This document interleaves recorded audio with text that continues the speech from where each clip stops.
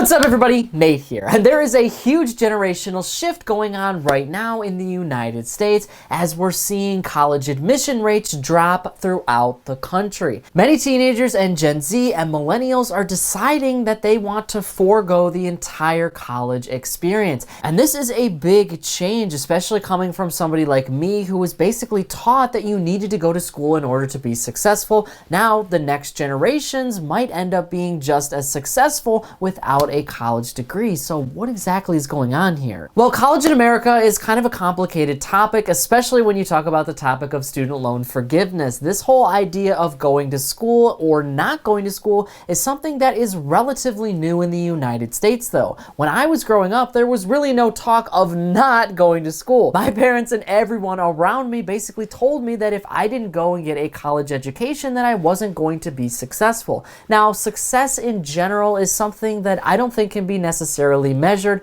by a college degree, but what they meant by that is that I wouldn't have to have the same financial struggles as they did. My parents at previous generations worked really hard, but they worked really hard at jobs they didn't necessarily like.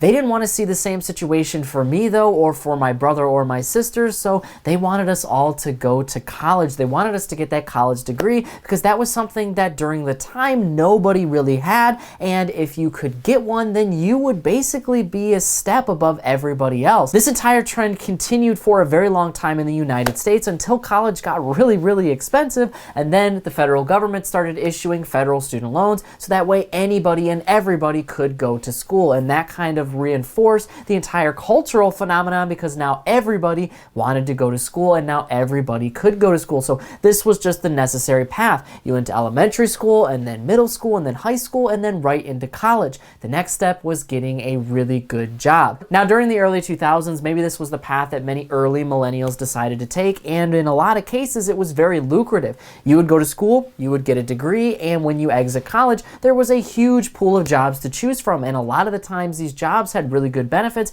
and really good pay. So it definitely made a lot of sense 10, 20, and 30 years ago for you to go to school and get a college degree. And to get a college degree is not just to get a degree that you're going to use at your job. A lot of people consider college as something that you need to do in order to be a more well-rounded person. I'm definitely in the camp that college taught me a lot of things. It taught me ways to look at life that I never really would have even thought about had I not gone to school and actually took those classes. But the difference is this was a very expensive education. And you got to remember, when I started to go to college nearly 10 years ago, the internet was not as explosive as it is today. So there wasn't as much information out there, and people weren't really making huge careers out of being on YouTube or starting a blog just yet. I mean, absolutely, there was definitely YouTubers and there was definitely content creators out there, but it was just a completely different field, and it was something that I didn't really know that I could go into. So I decided to go to school, and I personally don't really regret that decision at all. I learned a lot, and I pretty much do use my degree today in a lot of different aspects. But what a lot of teenagers and Gen Z and some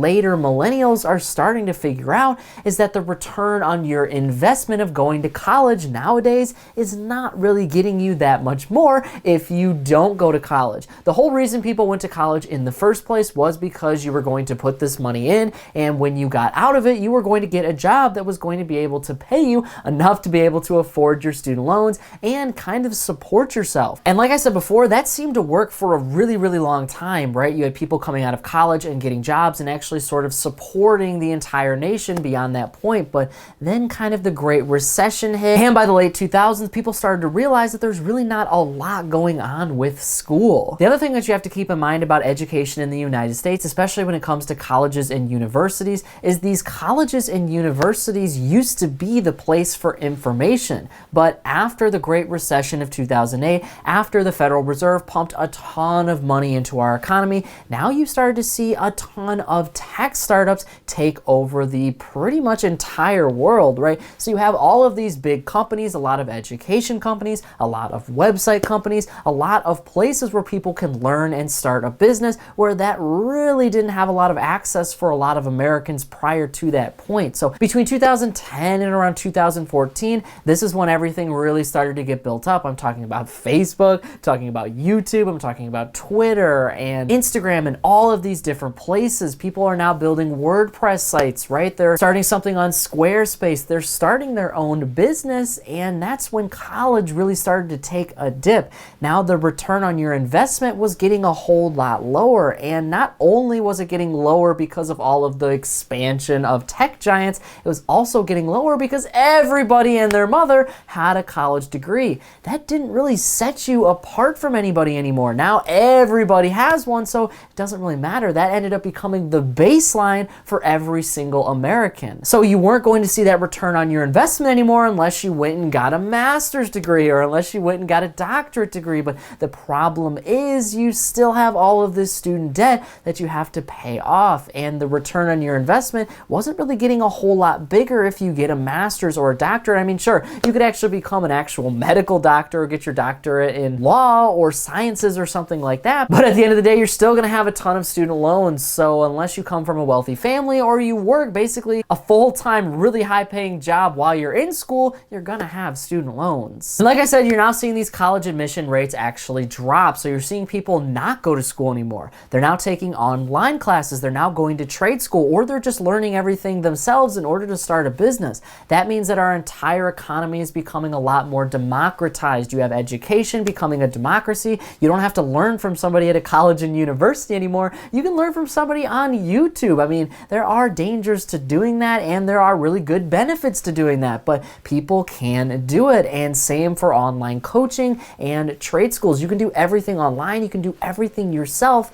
in 2022. That means there really isn't a huge place for colleges and universities anymore. And I actually anticipate admission rates to continue to go down, but this actually creates a much bigger problem for colleges and universities in the US. You would think with fewer people going to colleges and universities, then the price of admission would actually go down, but what we've actually started to see is the price of admission go way up. So what these colleges and universities are doing right now is actually limiting the amount of people that they accept. That's part of the reason why admission rates have gone down. They actually aren't accepting as many people. So every single year, a college or a university has so many people that it can accept. It can't just accept everybody because, well, it doesn't have the infrastructure for that. It doesn't have the amount of teachers for that. It just won't work. So they actually are only going to accept a certain number of people, say around 5,000. Once they reach that 5,000 limit, well, then everybody else is pushed away and told to come back next year. These colleges, though, are now shrinking their admission rates. And you're probably thinking, well, Nate, that means they're going to be getting paid a lot less money. But that's not actually the case, because now they're raising tuition because they have lower admission rates. The lower your admission rate is as a college and university, the more exclusive your school is, meaning it's harder to get into that school and more people might be interested in putting in applications. A school that has an 85% admission rate means anybody that puts in an application is going to get accepted there, but a college that only has a 5% admission rate, well, that's going to be a much more exclusive and expensive university to go to. So these colleges and universities are raising the bar for people to get into them, and that means that they can charge a whole lot more without having as much students. So colleges and universities are kind of getting around this because they know people are not going to be going to colleges so much in the future. So what they're doing is kind of reworking the system to have fewer people, but still make the same amount of money. And at the end of the day, I know President Joe Biden has talked about forgiving student loan debt. He's talked about forgiving around $10,000 of it, but right now, as of recording this video, that has been blocked by a judge in Texas. We don't really know how long that's going to go on for, but at the end of the day, as long as people can take out federal student loans, there's always going to be money for colleges and universities, and there's always going to be a need for them. There's a lot of people in our economy that can forego the entire college experience if they don't want to do that. A lot of creatives and a lot of people in the marketing field or just in business, you don't technically need a degree in order to start a business in the United States. In a lot of cases it helps, but a lot of business owners don't have a college degree. So you can absolutely skip it, and that means that the only people that are going to be going to these colleges and universities are the career paths where you do actually need a college degree. Like if you want to be a scientist or a doctor or a lawyer, you have to go to college for a very long time because you need those necessary skills, and you need to be able to prove that you have those necessary skills, because if you don't, well, people could die or people could get sent to jail for a really, really long time. It's not just you fail a marketing campaign, you actually might have done some real damage to society. So you have to prove that you have those skills. And that also means going to school for a really, really long time. And more more money for the universities. So overall, I think in the future, we're going to expect colleges to eventually start to shrink. I think there still is a place for them in American society, but overall, these entire new generations are not going to be seeing school as a place where you absolutely have to go. I'm kind of glad about that because that put a lot of pressure on me growing up to get really good grades in school so I could get into a really good school and then get even better grades so I could get an even better job. But these next generations might end up focusing on the things that they're really good at. Like there was things that I was really good at in school, but I wasn't good at every single subject, and that meant that my entire grade point average suffered because of it. Now you might have a new generation of kids that learn that if they're really good at something, they can focus on that and change the world or start their own business or be a content creator because these spaces are booming and growing, and they're probably going to continue to grow for the decades to come. And while that might mean admission rates go down, colleges are not going to be hurting here. They're still going to be getting a ton of money from the federal government, and we're still going to need them. So at the end of the day, it's basically a wash. But what you need to do if you're a student right now is you have to just kind of consider what makes the most sense for you. If you're somebody watching this thinking, well, which way should I actually go in? You need to kind of figure out, well, is college going to actually help me in the future? Do I really need this college degree? And that's going to come down to your own due diligence and research. If the college experience is something that you want and you need,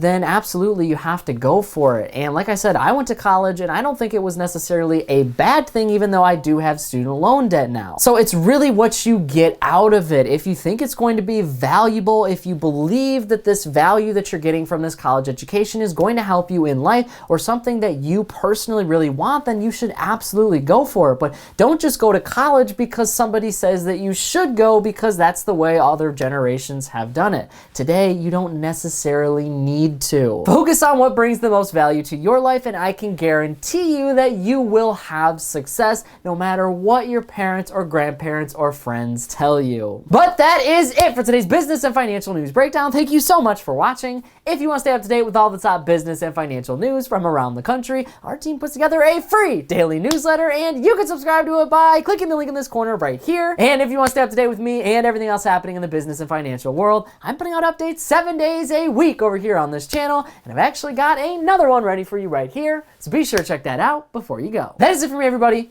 Be kind out there, and I'll see you all in the next one.